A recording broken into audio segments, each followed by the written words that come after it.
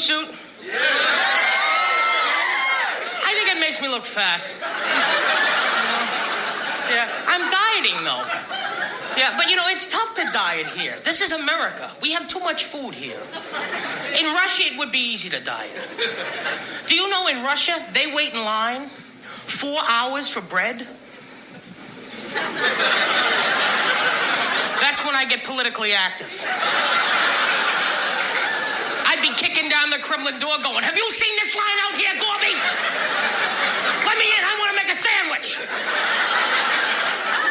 4 hours in line for bread? This better be great bread.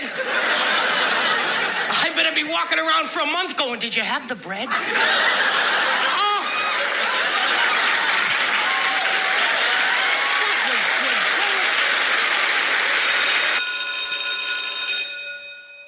Good morning. It's Thursday, Delta Force Thursday, January the 18th, and this is The True Conservative. Welcome to all the butchers, bakers, and candlestick makers out there. I'm Ron, your host, and the only true conservative in the United States today. So today, after the Serenity Prayer and the patriotic song of the day, we will have the news shorts, the military shorts, the motivational shorts, Bishop Barron, Ayn Rand, the 33 strategies of war, and Inside Delta Force. All that and more when I come back.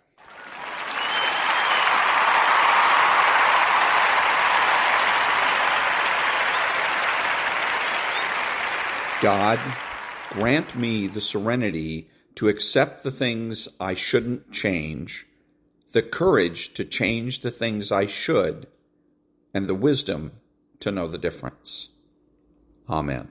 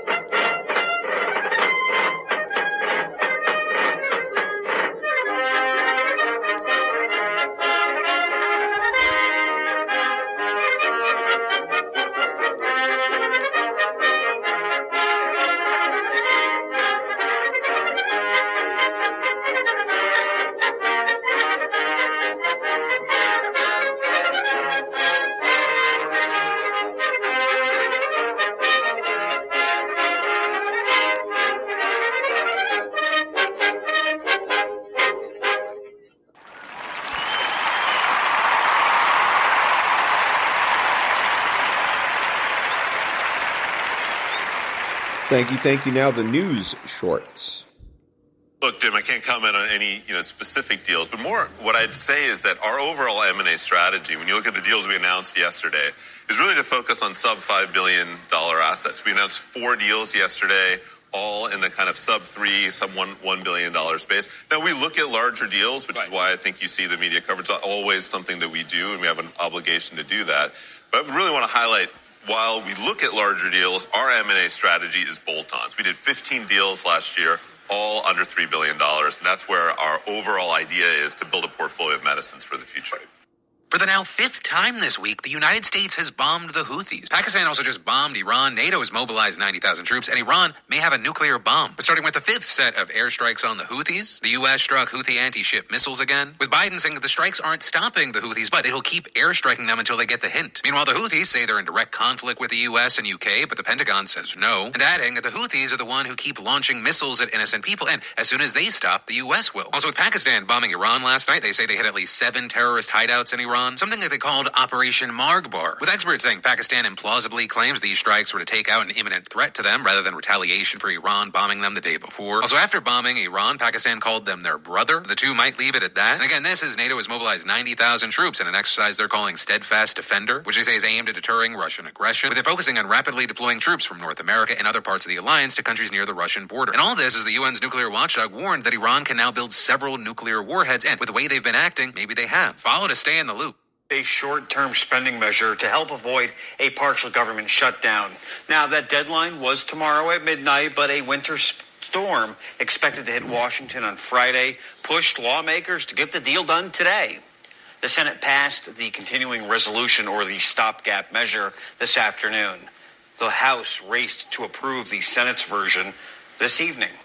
Over 100 Republicans have voted against the short-term funding bill. Many of them say their opposition is due to an unsecure southern border. The short-term funding bill pushes the new deadline to sometime in early March. Independent watchdogs rate Susan Rubio as one of the most corrupt. Susan Rubio, bought by special interests.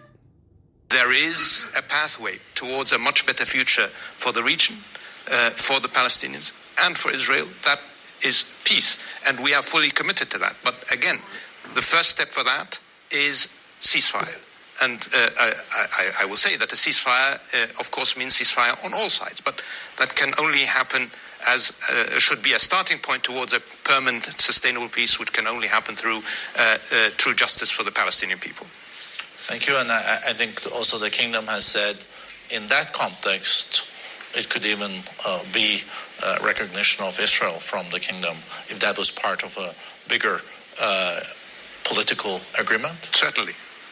The Houthis just attacked the United States, and the U.S. struck back, with them yesterday hitting a U.S.-owned cargo ship with an anti-ship missile. And that after on Sunday they fired an anti-ship cruise missile at the USS Laboon, which is an American destroyer. And that missile had to be intercepted by a U.S. fighter jet, with America striking the Houthis 3 times this past weekend. And today, the U.S. conducted another strike on the Houthis, hitting their anti-ship batteries as they were preparing to strike even more ships. Captain of the aircraft carrier that's been striking the Houthis tweeted out, "Nobody messes with Taco Tuesday after today's operations." And the White House said today, "We're not looking to expand this. The Houthis have a choice to make, and they still have time to make the right choice." And not long after today's strike, the Houthis hit yet another cargo ship. Also, U.S. Navy SEALs conducted a nighttime raid on a weapons shipment to the Houthis, with them seizing Iranian-made ballistic missile and cruise missile components. And the Navy SEAls sank the ship, arrested the crew, and now 2 Navy SEAls are missing at sea after a mishap while boarding. Meanwhile, Iran has deployed commanders and advisors from its Revolutionary Guard to Yemen. U.S. and Middle Eastern officials allege that Iran is providing intelligence and operating missiles and drones on behalf of the Houthis. And this is rapidly developing, so follow to stay in the loop. Well, a recent article by the experts over at NBC has explained why transracialism is scientifically, biologically, culturally, and intellectually incoherent and, quite frankly, absurd. Their central premise being that just because somebody claims something about their identity doesn't mean that reality is going to correspond, or that all of society should line up and reinforce it just because they say so. Because, yeah, that'd be crazy. But this year, right, we've had headline after headline of these cuts coming at the beginning of the year. And last night, you know, in that memo, Senator Pichai warning that there's more to come. But there's this idea of maybe there's a different reason behind these job cuts. What if they're the beginning of a new trend? So rather than playing catch up or correcting post-pandemic, this is actually Google getting into position for an AI platform shift that will require a different kind of workforce. I want to read part of that memo from Pichai last night. He wrote that the reality is that to create capacity for AI investment, we have to make tough choices. And so for some teams, that means removing layers to simplify execution and drive velocity. So Tyler, over the last few years, higher interest rates, the efficiency drive, that was the cover for layoffs, or the reason, however you want to look at it. This year, though, you could hear companies saying AI or the machines made me do it. They're looking for different kinds of workforces. It may not necessarily mean layoffs, but also a different kind of hiring. It hasn't gotten bad as what social media has done to society. We haven't seen that yet. And let's hope that regulators, policymakers get their stuff together so it doesn't end up that way. We can't have it to where companies lead with greed, because we're just going to have some version, even worse, what Web 2.0 and social media did to society, where our civil liberties are compromised, democracy is compromised, privacy compromised. We shouldn't repeat that with this level of tech, where we have dupe machines, mimic machines. But the technology on the other hand, is spectacular. It can help bridge the gap on who gets access to the best education. It will help unearth tomorrow's industries, because at the same time, it will topple the industries that we know now. Well, Apple lost an appeal on the watch case today. That means the ban on Apple importing watches that read blood oxygen levels will remain in place. Now, the appeal is ongoing, but this means Apple cannot sell the Apple Watch 9 and Ultra 2 for the time being. Those shares down about 0.75%. There's always possibilities, and predicting what the Fed's going to do or what the economy is going to do 10 months in advance is very difficult to do. Right now, I think most people would say the hard landing scenario is not really something they're worried about. Like most people would say that the Fed kind of dodged that reasonably well. Maybe the Fed doesn't deserve all the credit. Most people would say the question is whether it's going to be a soft landing, which is what we're looking like we're having, and whether we're going to have really good growth next year. In 2023, the growth rate is probably going to be about 2.5%. So we're pulling away from the rest of the world. And when COVID occurred, we were all in trouble. Now, China hasn't really pulled away, and Europe hasn't pulled away. But the United States is really growing quite nicely. I like to think it's because private equity people are giving good techniques to business CEOs and so forth. That's it. But whatever the reason is, there's no doubt that the U.S. economy is in a league by itself. Now, it won't stay that way forever. And clearly, if inflation becomes much higher than we expect it will be, there will be a problem. But right now, and that was the news shorts. Back in a minute.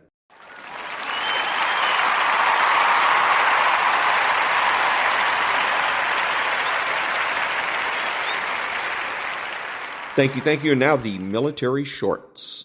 A Squadron is kind of a chill surfer vibe, if you will. B Squadron, Rangers.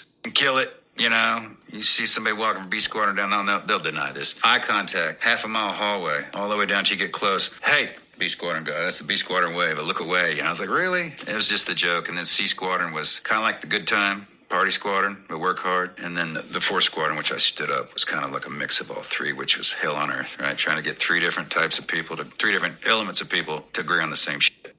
Sergeant First Class Robert Howard was a Special Forces soldier in an American Vietnamese platoon running a rescue mission behind enemy lines. Howard and his men were engaged in a fierce firefight with 2 companies. Howard was wounded and his weapon rendered inoperable by an explosion. His platoon leader was also wounded and stuck in the open under heavy fire. Without a weapon, the wounded Sergeant First Class crawled into the open and retrieved his PL. Once he was behind cover, he continued to drag the wounded man back to where the bulk of his platoon was fighting. There, he dropped off his PL, reorganized the platoon, and found other wounded men to drag back to safety. He gave first aid, encouraged the fighting men, and led them to hold the enemy at bay for 3.5 hours until they could be extracted by rescue helicopters. Even then, Howard would not leave until all of his men were safely away. For these actions, he would be awarded the Medal of Honor. Colonel Howard would become one of, if not the most decorated soldier in American history, and he died at the age of 70 in 2009. Dawn breaks over Camp Langvay, a Special Forces outpost under attack. Amidst chaos and confusion, one man stands out, Eugene Ashley Jr., a senior Special Forces advisor. As mortar rounds explode and communications falter, Ashley takes charge, directing airstrikes and artillery support. With a small assault force, Ashley launches 5 vigorous assaults, braving a storm of enemy grenades, machine gun, and automatic weapons fire. Booby-trapped satchel charges litter his path, but Ashley, undeterred, presses on. During his final assault, he brings airstrikes so close the enemy is forced to withdraw, securing friendly control of the summit. Despite being seriously wounded, Ashley continues his mission, displaying extraordinary heroism.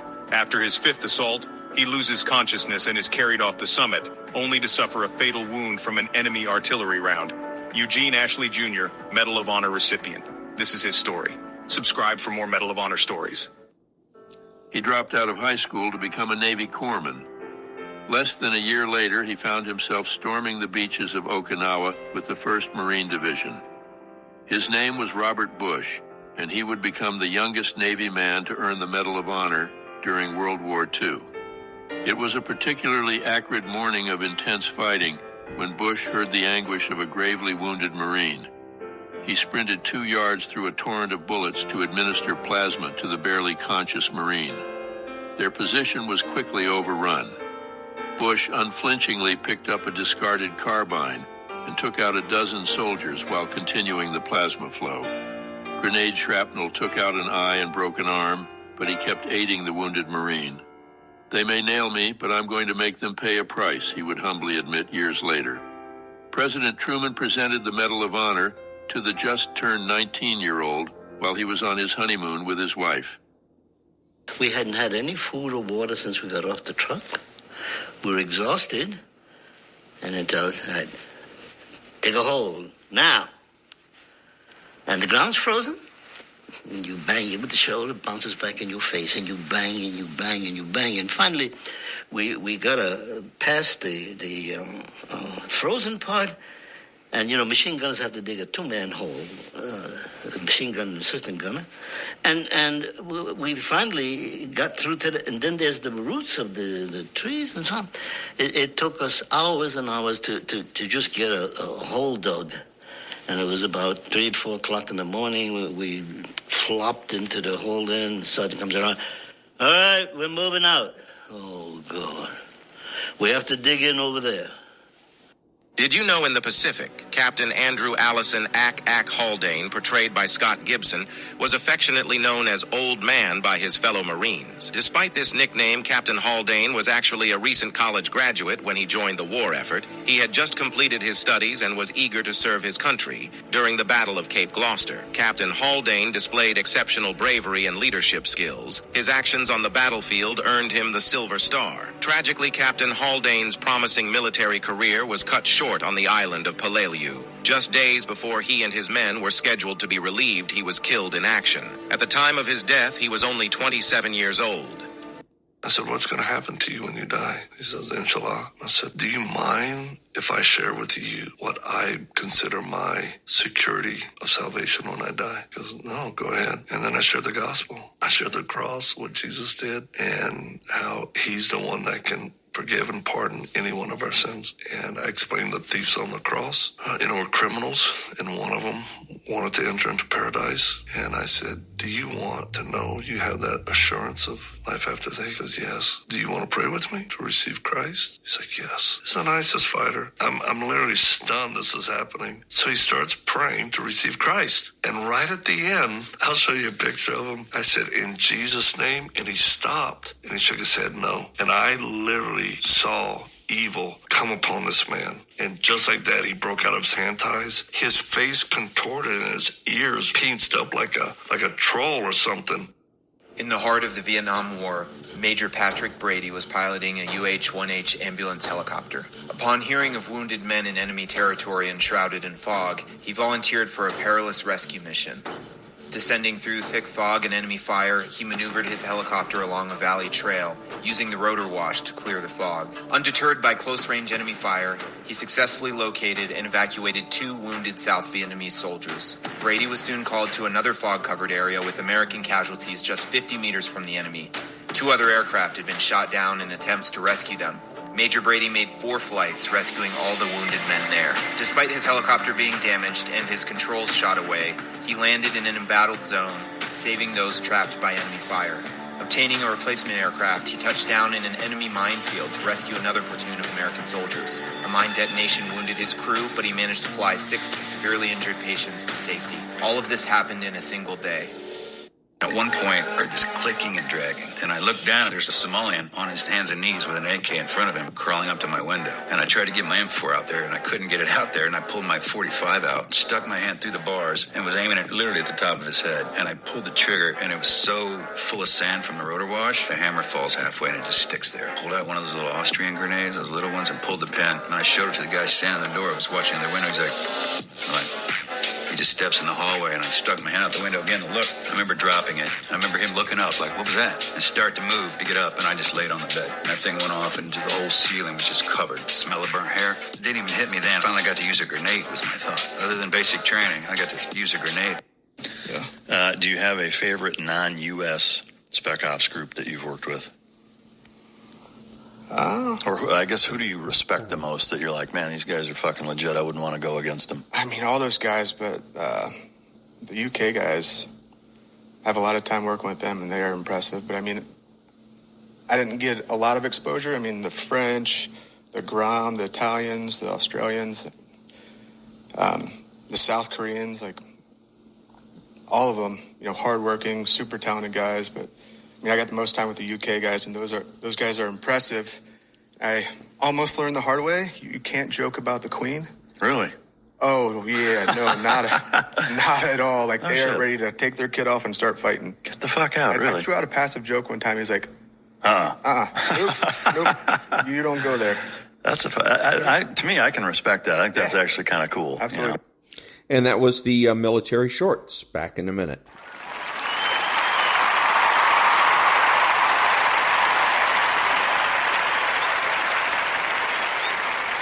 Thank you. Now, a little bit of motivation. No one's good at everything. I mean, that's just not the way life works. What you know is very limited, and what you don't know is limitless. The man who led us to 6 Super Bowls. Those who stay will be champions. War number 12, the greatest of all time, right here in Tom Brady. If I want to be the best, I got to beat the best. Man, if I want to be good, I gotta wake up in the morning, I gotta do the extra work, and I gotta show up when other guys aren't, and I've got to learn, I've got to continue to be open to learning. But I had to take it to a new level that the other guys wouldn't. Nothing was given to me. So I'm gonna go out there and compete as hard as I can, and I'm gonna treat practice like a game. And I'm going to gain the respect of my teammates every day through my work ethic. I'm going to work hard in the weight room. I'm going to work hard in the film room. I'm going to work hard to be a good student. Whatever they ask me to do, that's what I'm going to do to the best of my ability. I never once in my life ever said I wanted to be the best of all time. I'm just a story like everybody else. I wanted to be the best I could be, period. And I said, be proud of the man in the glass. Be proud of that man that wakes up every day and does the best he can do with his priorities. So we're all talented at certain things, but we can really continue to improve our weaknesses if we're humble enough to identify them, and we can build on our strengths. Focus on what you can control. Focus on what you're getting, not what anyone else is getting. Whenever you get an opportunity, you take advantage of it. You treat it like it's the Super Bowl. You treat it like it's game day. Go out there and treat practice like no one else does. And you have an opportunity every day to surround yourself with people to help you grow. You know, I always said we play for the name on the front of our jersey was the Patriots or the Bucks, and I played for the name on the back of the jersey, which was my family and the people that encouraged me. I was so blessed to have this discipline over a really long period of time. It was a lot of tough competition.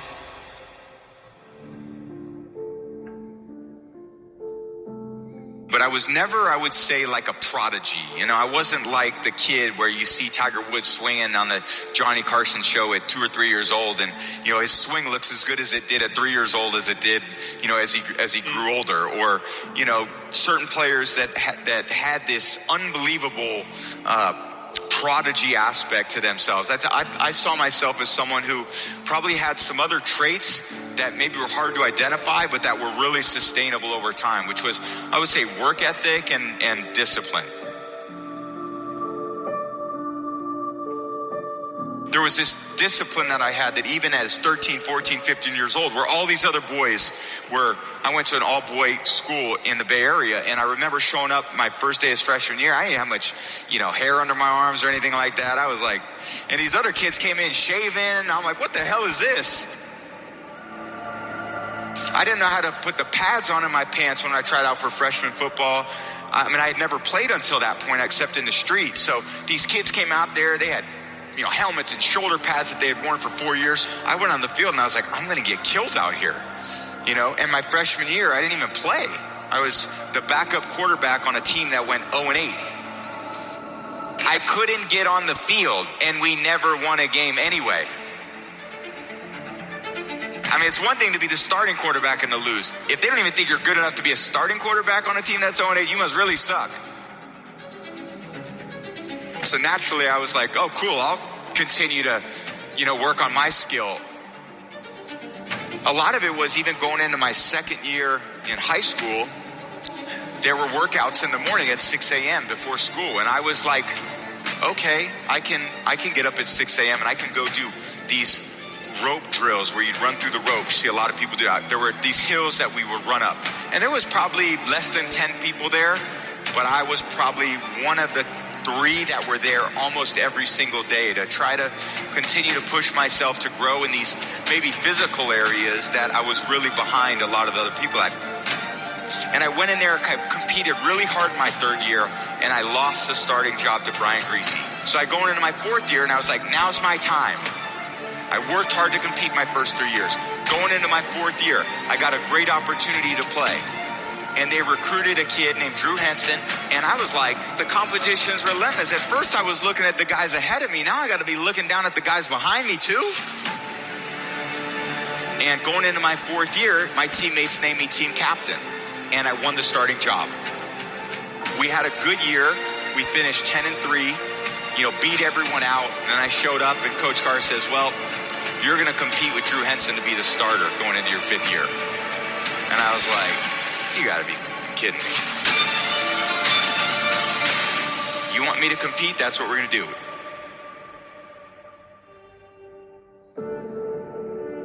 I competed really hard again in my 5th year. Took it to a new level.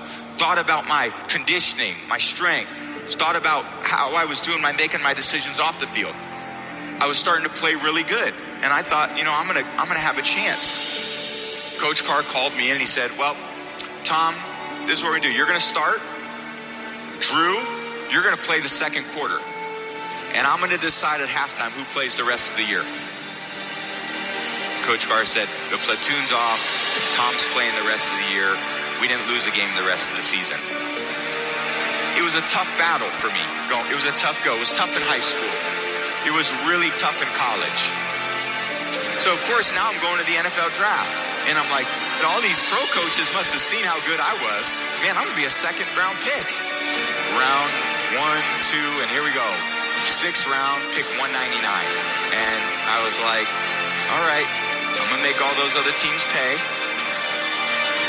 Like I said, I wasn't the prodigy. I learned about work ethic. I learned about resilience. I learned about gaining the trust and the respect of my teammates and coaches to name me captain. I learned about how to dig deep within myself a long way from home without a ton of support. I was so motivated to be the best I could be that I wasn't motivated to be the starter. I wasn't motivated to win the Super Bowl. I just was motivated to give my best, do the best with the opportunity I got, and to never let my teammates down.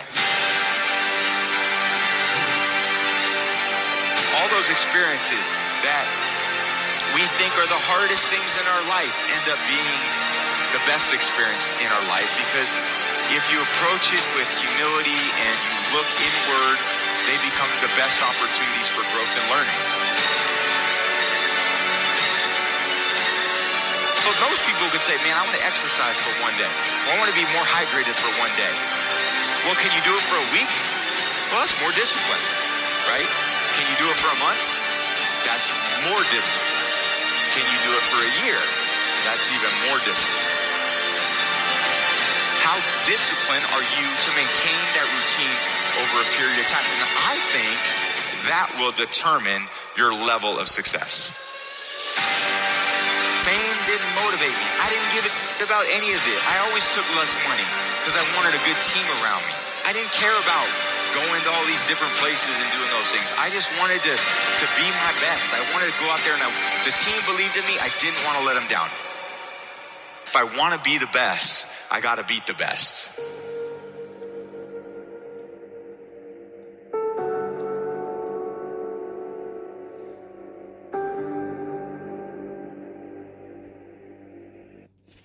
And that was the motivation for the day.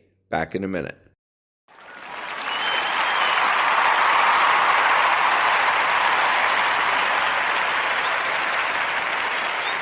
Thank you. Now, the daily laws for January the 18th.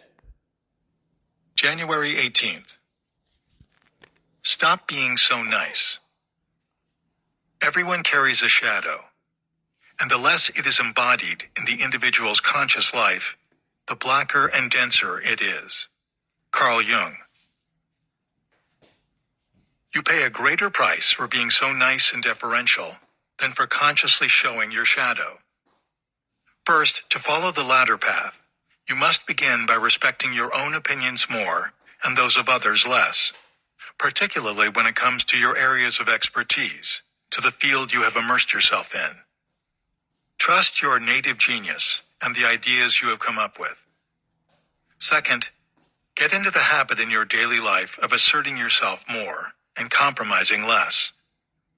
Do this under control and at opportune moments. Third, start caring less what people think of you. You will feel a tremendous sense of liberation.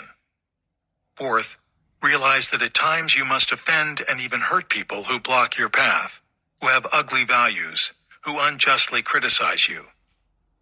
Use such moments of clear injustice to bring out your shadow and show it proudly. Fifth, feel free to play the impudent, willful child who mocks the stupidity and hypocrisy of others. Finally, flout the very conventions that others follow so scrupulously. Daily law. Keep in mind that power lies in asserting your uniqueness, even if that offends some people along the way. Study your shadow side today. The Laws of Human Nature, Chapter 9. Confront your dark side, the law of repression. And that was January the 18th from the Daily Laws by Robert Greene. Back in a minute.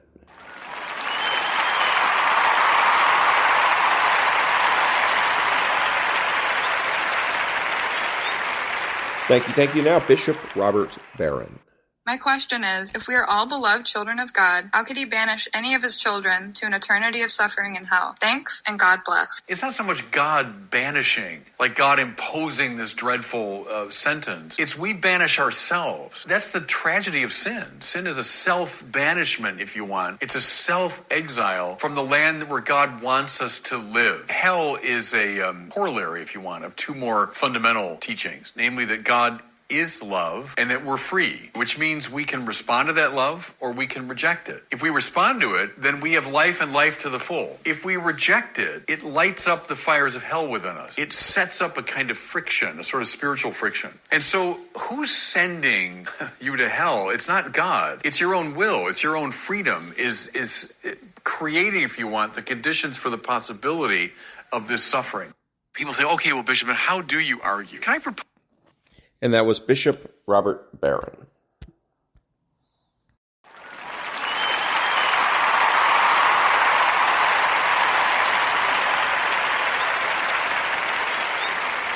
Thank you. And now, the Ayn Rand thought of the day. Quote, "There's never been a philosophy, a theory, or a doctrine that attacked or limited reason, which did not also preach submission to the power of some authority. Power seekers have always known that if men are to be made submissive, the obstacle is not their feelings, their wishes, or their instincts, but their minds. If men are to be ruled, then the enemy is reason." Unquote. And that was the Ayn Rand thought of the day. Back in a minute.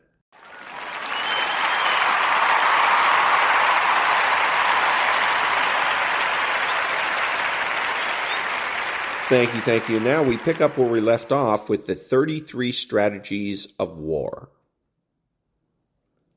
Devastatingly funny. The speech was also ruthlessly effective. And how could his opponents reply to it when it quoted their own words right back at them?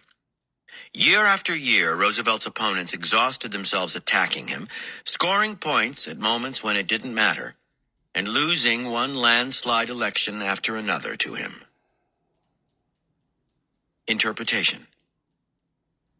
Roosevelt could not bear to feel cornered, to have no options. This was partly because of his flexible nature. He preferred to bend to circumstances, changing direction effortlessly as needed. It also came out of his physical limitations. He hated to feel hemmed in and helpless. Early on, when Roosevelt campaigned in the usual aggressive way of American politics, arguing his case and attacking his opponents, he felt hopelessly constricted. Through experiment, he learned the power of holding back. Now he let his opponents make the first move. Whether by attacking him or by detailing their own positions, they would expose themselves, giving him openings to use their own words against them later on. By staying silent under their attacks, he would goad them into going too far. Nothing is more infuriating than engaging with someone and getting no response, and ending up shrill and irrational, which played badly with the public. Once their own aggression had made them vulnerable, Roosevelt would come in for the kill. Roosevelt's style can be likened to jiu-jitsu, the Japanese art of self-defense. In jiu-jitsu, a fighter baits opponents by staying calm and patient, getting them to make the first aggressive move. As they come at the fighter and either strike at him or grab hold of him, either push or pull, the fighter moves with them, using their strength against them. As he deftly steps forward or back at the right moment, the force of their own momentum throws them off balance. Often they actually fall. And even if they don't, they leave themselves vulnerable to a counterblow. Their aggression becomes their weakness, for it commits them to an obvious attack, exposing their strategy and making it hard for them to stop. In politics, jiu-jitsu style yields endless benefits. It gives you the ability to fight without seeming aggressive. It saves energy, for your opponents tire while you stay above the fray. And it widens your options, allowing you to build on what they give you. Aggression is deceptive. It inherently hides weakness. Aggressors cannot control their emotions. They cannot wait for the right moment, cannot try different approaches, cannot stop to think about how to take their enemies by surprise. In that first wave of aggression, they seem strong, but the longer their attack goes on, the clearer their underlying weakness and insecurity become. It is easy to give in to impatience and make the first move, but there is more strength in holding back, patiently letting the other person make the play. That inner strength will almost always prevail over outward aggression. Time is on your side. Make your counterattacks swift and sudden, like the cat who creeps on padded paws to suddenly pounce on its prey. Make jiu-jitsu your style in almost everything you do. It is your way of responding to aggression in everyday life, your way of facing circumstances. Let events come to you, saving valuable time and energy for those brief moments when you blaze with the counterattack. By Vladimir Lenin. The soundest strategy in war is to postpone operations until the moral disintegration of the enemy renders the delivery of the mortal blow both possible and easy.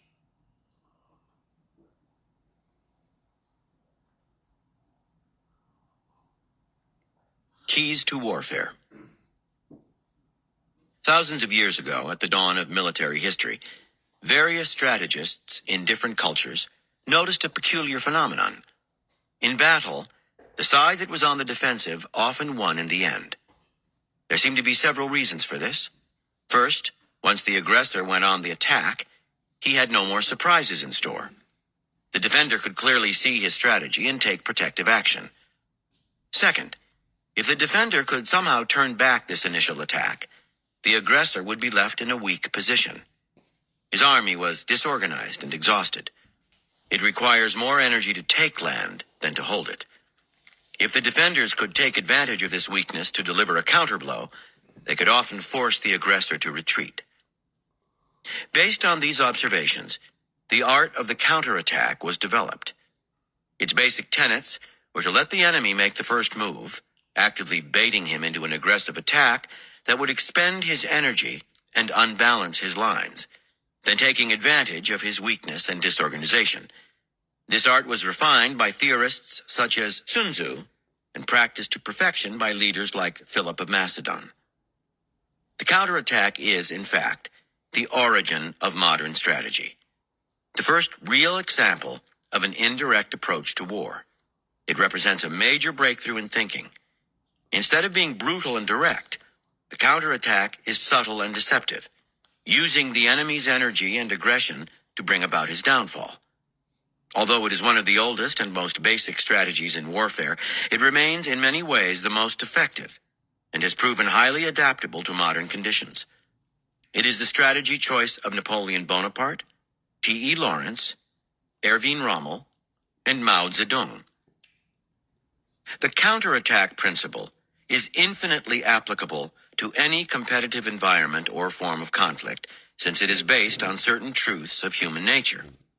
We are inherently impatient creatures. We find it hard to wait. We want our desires to be satisfied as quickly as possible. This is a tremendous weakness, for it means that in any given situation, we often commit ourselves without enough thought. In charging ahead, we limit our options and get ourselves into trouble.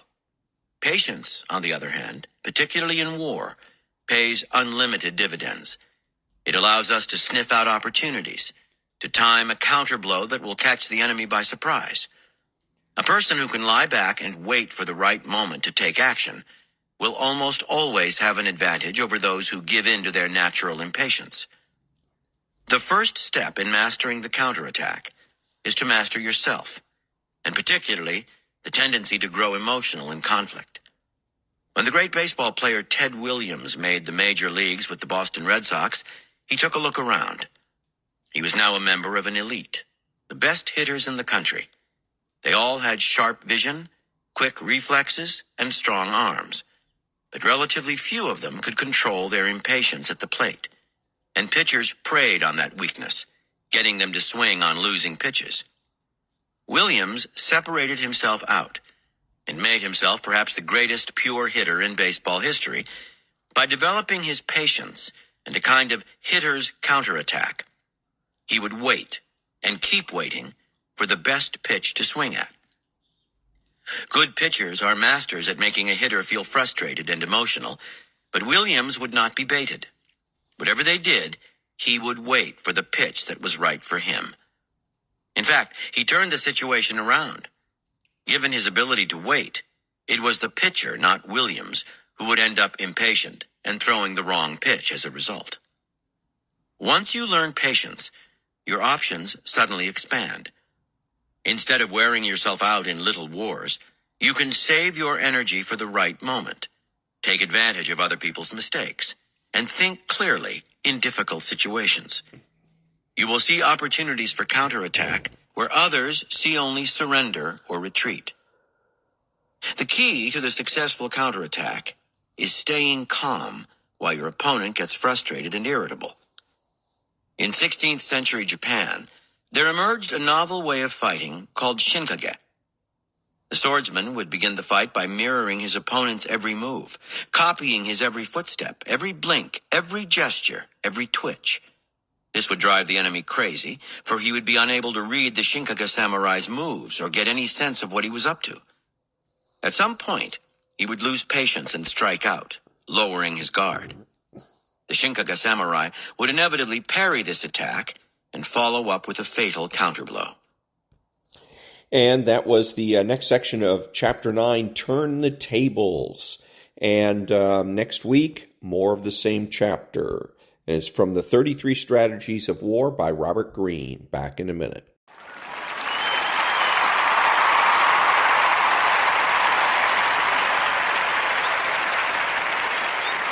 Thank you. So now we're going to pick up where we left off at Inside Delta Force. And this was, where we left it was the aftermath of the debacle in trying to rescue the American hostages in 1980, in which 8 people died. And the author, however, was able to escape, thank goodness. And now he is going to be assigned to one of the most war-torn areas in the planet at that time, and that was Beirut, Lebanon. He snarled, If I can catch whoever did it, I'm gonna mop his ass like he was the hallway. He brandished his mop like a spear. Dang, Jerry, I don't blame you for being mad, I said with neighborly concern, but I don't want to hold you up, because I know it takes at least an hour to do this whole floor. I'll catch you later. Yeah, he growled, stabbing his mop back in the bucket and sloshing soapy water over the sides and onto the floor. Ah, the pleasantries of a communal domestic life, I thought as I walked away. I know it was small of me, but I was really pleased with myself. In fact, I liked my little ploy so much that I did it at least a couple of times a year for the next 5 or 6 years, and always with the same results. I never told anyone about it, and was never found out. Now you know who it was, A Squadron, but it was a long time ago, and I hope you hold no grudges. The briefing was perfunctory. I would be replacing Don Feeney as the B Squadron member assigned to the protective detail for the American ambassador in Beirut, Lebanon. Carl Eastman was currently the A Squadron member of the detail. I would be working under the cover of a State Department security agent. Only the ambassador and the embassy's security staff would know I was Delta Force. State would provide all necessary backstopping and credentials. While at the Intel office, I also had several photos taken and filled out the paperwork for a diplomatic passport. I could carry my own pistols with me to Beirut. They would be pouched when I got to Washington, and I would carry the pouch with me as an agent acting as a temporary diplomatic courier. Other weapons were available at the embassy, but I was advised to carry plenty of ammunition because that was in short supply. Richards apologized for the scant information and told me I would get a more thorough, specific briefing when I reported into State Department. But he did have some maps for me and an area study that attempted a chronological explanation of the headlong rush into violence and anarchy that had taken hold of Lebanon. I took it with me to read back in my team area. When I left the intel shop, I stopped next door in admin to update my survivor's assistance packet and review my will, standard procedure whenever we left the country on a mission. Then I went by the medic shack to update my inoculations and see if I needed to take any special medical precautions for the trip. By this point in my career, I was a firm believer in keeping my shots up to date. If I saw a line formed at the medic store, I got in it just on the suspicion that they were giving out shots. Better too many than not enough. Same thing held true for malaria pills or any other protective and preventative medicines. Nothing is worse than getting off in some remote, disease-ridden place in the world and becoming sick, except perhaps getting shot. Back in my team cubicle, I settled in to read the area study. I remembered stories about Beirut from an old sergeant of mine. Platoon Sergeant Art Colville had been in the Marine Corps in the early 1950s and spoke frequently of the wonderful liberties he spent in Beirut while with the Mediterranean Fleet. For an infantryman, Colville was an oddity, a rough-and-tumble soldier who enjoyed culture, the arts, good cuisine, and a refined life. He had impressed on me that Beirut was one of the most exquisite cosmopolitan cities in the world, a city well worth seeing. But that was years ago, long before her society tore itself apart. Now, Beirut was the most dangerous city in the world. It had a violent death rate of over 1,000 people a month, and it was a place where Americans were the most coveted of all targets. I was excited. Art was right. Beirut was a must-see place. The Middle East Airlines flight from Rome came in low and fast over the coast to make itself a more difficult target for anyone below who may have been afflicted with boredom and armed with a shoulder-fired missile. I had never seen such a sight of utter destruction as the slums and refugee camps on the southern end of the city swept below my window. It was a city in absolute ruin. It looked like the old newsreels of Berlin immediately after the Soviets had assaulted and taken the city.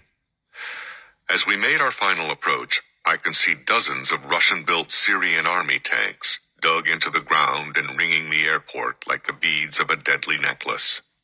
It was a chilling welcome, but one that prepared me for the chaos and confusion in the airport terminal, and that was mild compared to life in the city. Don Feeney and a couple of tough-looking locals were waiting for me when I stepped off the plane. "Hey, Bo Diddley, welcome to paradise," he said with a wicked grin as he gave me a hug. "Yeah, hi, Don. It's good to be here," I replied as I returned the abrazo and shifted my attention to his henchmen. Each man carried a CAR-15, the shortened version of the M16, slung around his neck with the muzzle pointed down, his right hand on the pistol grip. I could see that the safeties were in the on position, but they had their thumbs on the selector switch. They looked like men who knew what they were doing. They had looked at me at first, but quickly shifted their attention back to the crowd swirling around us on all sides. Donnie made the introductions. "Eric, I want you to meet the Muqdad cousins, Ali and Maher. Guys, say hello to Eric Haney. He's the man I've been telling you about. Think of him as my brother."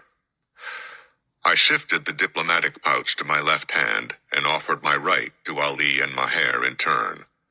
"Shalom alaikum," I said, as I shook hands with each man and then touched the joined fingers of my hand to the spot on my breast just over my heart. They barely raised an eyebrow at the Arabic greeting, but each warmly replied, "Wa alaikum assalam." Donnie laughed and announced in his Sunday best Brooklynese, You don't need that stuff with these guys, Eric. They speak good English, nearly as good as you and me." He was referring to my accent, not his. Donnie was always going on about my Georgia Hill Country dialect, which I only allowed myself to use with family or close friends. But Donnie always acted like I was the one with the funny accent. "I'm glad of that, because that's just about the extent of my Arabic vocabulary," I returned. "That will not be a problem, Mr. Eric," said Maher as an immigration official came forward to stamp my passport. We picked up my baggage and were waved around the customs checkpoint. "I believe that you will learn rapidly. You have that look about you." We stepped out of the terminal and into a day that felt like it had been conjured from Dante's Inferno, hot as hell and twice as grim. If chaos had been the theme inside the terminal building, bedlam reigned in the streets outside. Cars and vans ran in all directions, with all the order of a kicked beehive. No one seemed to think there was even a hint of traffic lanes. Vehicles just drove any old place, including the sidewalks and across would-be lane dividers. In front of the terminal, there was a mound of baggage, boxes, and bundles right in the middle of the roadway. Scrambling around it was what looked like a family of 20 people, all shouting and waving their arms and trying to load the stuff and themselves into an old Fiat taxi. At a nearby two-way intersection, 5 cars sat nose to nose, drivers and passengers alike red in the face from the effort of screaming curses and shaking fists at one another. No one made the slightest effort to untangle the mess, especially the drivers. Not one of them wanted to be the one to back up and untangle the mess. There was enough room around the car jam to drive a train through on both sides, so the other traffic just swept around them like water swirling around a boulder in the middle of a stream. It was a sergeant major's worst vision of hell. Donnie grabbed my arm, guided me to the left, and, as he led the way to a stationary vehicle that presented the only visible place of calm in the midst of swirling turmoil, shouted, "Here's our car." Our car was a big, black, early 1970s Chevrolet Caprice that looked like a fugitive from the Dukes of Hazzard. Its front bumper had been fashioned from a railroad tie, and the body looked like it had been used in one of those high school football booster fundraisers where people pay $1 to whack an old car 3 times with a sledgehammer. It was outfitted with what looked like truck tires, and there were bullet holes scattered down the right side and across the lid of the trunk. There were also holes in the left side, but I didn't see those until later. The glass in the side windows had been replaced with 2-inch thick plexiglass with portholes cut in each one to shoot from. But in spite of her battered appearance, that old Chevy was clean and waxed, and she shined in the bright Mediterranean sun like a diamond in a goat's ass. The driver saw us coming. He stepped to the rear of the vehicle and gave the trunk a solid kick, then took 1 pace back and watched it pop open. The Muqdad cousins threw my stuff in the trunk, and the driver had to slam the lid twice to get it closed again. He looked up at me with a broad smile that gave a panoramic view of his gleaming white teeth. As I put out my hand and started to recite my one Arabic salutation, he slapped the palm of my outstretched hand, snapped his fingers in the air between our faces, and said, in clear, idiomatic English, "What it is, my man?" I was so startled by the greeting that I almost took a step backward. Then I laughed, returned the 5, and asked, "What's your name and where are you from, brother?" "Abdo's the name, bodyguard's the game," he laughed. "And I'm from right here in Beirut, but I'm also an L.A. man. And no, that's not for Lower Alabama. I lived in California for 8 years, worked in my uncle's business back there," he said as we got in the car and he began an aggressive entry into the maelstrom of hurtling motor vehicles. Don talked and pointed as we made our way through the devastated city. "This is Chevy Circle, one of the main landmarks in this part of town. It has the only functioning traffic light in the city, but you can see how much attention anybody pays to it. It's as useless as tits on a boar hog." I did indeed see the irrelevance of the light.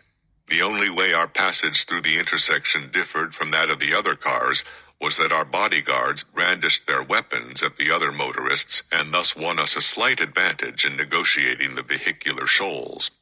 Don continued his monologue as I took in the scenery. "The city is divided between Christian East Beirut and Muslim West Beirut.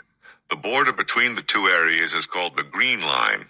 I don't know why, because there's nothing green anywhere near the line. It's just a strip of rubble between the two sides. There are 3 main crossing points between the different sides of town. Up north, along the waterfront, is the port crossing. Farther south is Sodeco, and then Gallery Simone. The port crossing is almost always open, but the other 2 are usually blocked. The different militias that control the areas around the crossings use bulldozers to push up big mounds of sand and rubble to keep vehicles from getting through, and snipers shoot at anyone on foot. But don't take that part about snipers too literally. They ain't snipers by our standards. They're just assholes who shoot at unarmed people. The people they kill most often are poor women out trying to buy food for their families. Every once in a while they announce that Sodeco or Simone will open on such and such a date, and the Syrian army comes in and clears the crossing. They stick around for the rest of the day, and the next day the shooting starts all over again. It's always innocent people who are hurt and killed." He shook his head in disgust at the stupidity of it all. "The reason the crossings are important to us is that while the embassy is in West Beirut, which is also called Ras Beirut, the ambassador's residence is in the east, up in the hills of Yarza." He saw my objection coming and waved it off. Yeah, I know, it doesn't make any sense, but that's the way it is. The presidential palace is just up the hill from the residence, and the ambassador thinks it's important to stay there. He wants to make the statement that the United States is impartial about the local squabble and that we can and will go wherever we please, when we please. As I said, the port crossing is almost always open, but even when it's iffy, we can usually force our way through. The militias that control the area around the port are fairly small and weak, but we get shot at every time we go through there, and that's at least twice a day. "Yes," interjected Abdo with a laugh, "but the man who is usually on duty there has poor eyesight and is a very bad shot." "That's true," Donnie went on, "but we have been hit there a few times. At least they only use rifles. When Billy Oswald was here, he was ambushed one morning near Yarza with machine guns and a rocket launcher." "That was an interesting morning," said Abdo, nodding his head thoughtfully. I had talked to Bill about that attack. The motorcade had been hit when it was at its slowest and most vulnerable point, a hairpin curve coming down the mountain. The limo's armor had stopped the machine gun rounds from penetrating to the inside, and fortunately the guy firing the rocket launcher had flinched and fired low, just like the Ranger at Desert One. So the warhead hit the pavement under the body of the limo, skipped out the other side, and detonated in an olive grove. Also, by good fortune, The shooters had targeted the limo and not the lead or follow cars. Had they immobilized those two vehicles and blocked in the limo, they could have opened it up like a big steel barrel. You can penetrate an armored limousine, but first you have to bring it to a halt. The perpetrators of the ambush were a Christian militia that was supposedly friendly with the United States. It was later rumored that they were pissed with the CIA over some sort of funding or arming dispute and decided not to bottle up their anger and run the risk of becoming depressed. An ambush is usually a pretty good tonic of catharsis. Bill's postscript on the attack was, "Allah was certainly most merciful and gracious that day." Donnie resumed his tour guide act. "We never use any of the main crossings except the port. The other two are just too dangerous. If everything is closed, the guys know some really back street routes that some of their friends in the militias will crack open for a few minutes. But as you can see, in spite of all the rules of common sense, our movements are very restricted. And that's just in relation to the crossings over the Green Line. On either side of the line, and in any part of the city, fights are always breaking out between neighboring militia groups. Between militias and the Syrians, between the Syrians and the Christians, and there are long-distance artillery and rocket contests between the Christians and the Muslims and the Syrians and sometimes everybody. Then to add fuel to the fire, the Israelis bomb the place whenever they get bored. Just for shits and grins, they'll put a party of Arab-speaking agents ashore to set up a roadblock, just like all the militias do, but in this case, they're checking papers for Palestinians. And when they find them, they haul them out and execute them. In fact, the last 2 times they did that, they rented the cars they used from an agency just across the street from where we live. When the Palestinians found the agency, they burned the place out. I had been taking in everything Donnie said as we wound our way generally north by one hell of a convoluted path. Sometimes we were on a wide, modern, multi-lane autopista, and sometimes Abdo would maneuver us through some of the most wretched urban trails I've ever seen.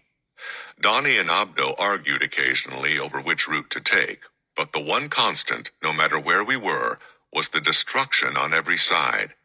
I had yet to see a building that was unscathed. The shops that were still functioning could be discerned by the multi-layered sandbag walls and baffled entrances protecting their fronts. Other places were just gutted shells. "We'll go by the embassy first and open your pouch," said Donnie. "I've also got the rest of the bodyguards standing by there to meet you. You'll like the boys. They have an attitude that'll make you think they're from Georgia. You know what I mean.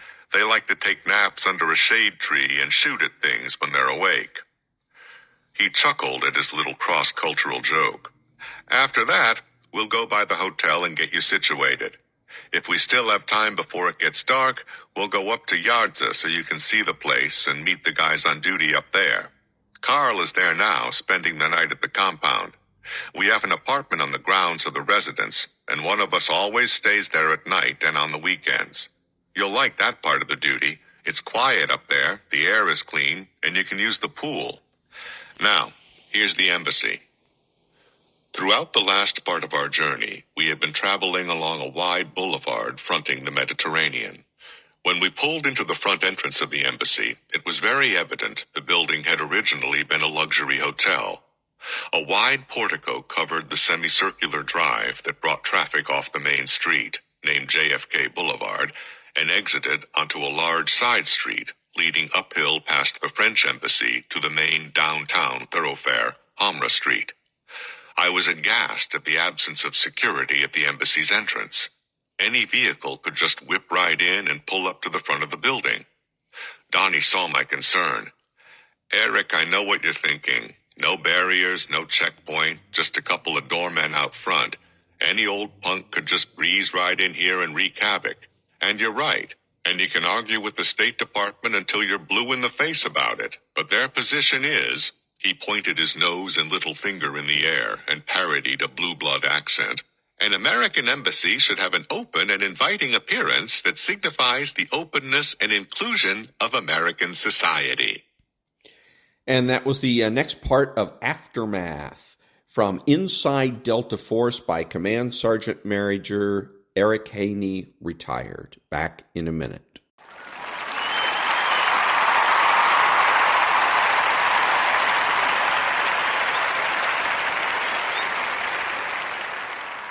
Thank you. This is Ron, your host, the only true conservative in the United States today, bidding adios to all the butchers, bakers, and candlestick makers out there, and reminding you to be honest, smart, and beautiful, and remember that the left has no authority, no power, and they can't win.